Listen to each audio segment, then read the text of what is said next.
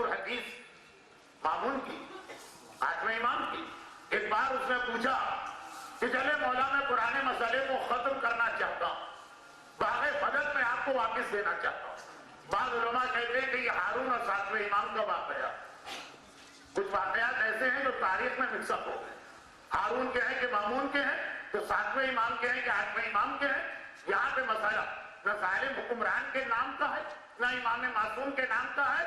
جتنے ظالم ہیں سب کا ایک ہی سوال، جتنے معصوم امام ہیں سب کا ایک ہی جواب. کہا کہ اب میں پرانے مسئلے کو ختم کرنا چاہتا ہوں، باغ فضل آپ کو واپس کرتا ہوں.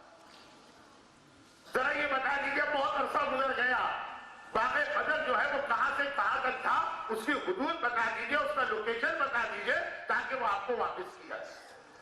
اب کئی نسلیں گزر گئی، کئی صدیاں گزر گئی، مکمل طور پہ اس کا ریکارڈ تو موجود ہے نہیں.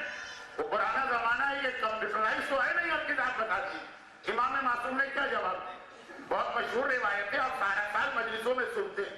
میں تو خالی یہ بتانا چاہ رہا ہوں کہ مسئلہ ولایت وہ اصل مسئلہ تھا جو ظالم ظلم کر رہے ہیں اور امام معصوم ان تمام مسائل میں مبتلا کیے جا رہے ہیں. صرف مسئلہ ولایت پر باغ فضل آپ کو واپس کرنا. کیا جواب دیا امام؟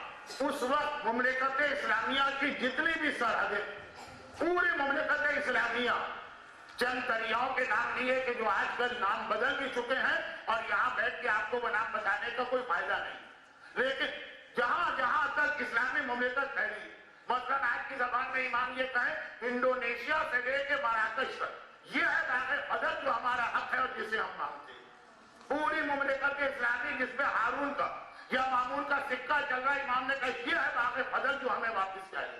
واپس کرنا ہے تو یہ دے. باغ تو ایک چھوٹا سا باغ، بہت بڑا بھی ہوگا تو 100 کلومیٹر یا 100 میل کا ہو.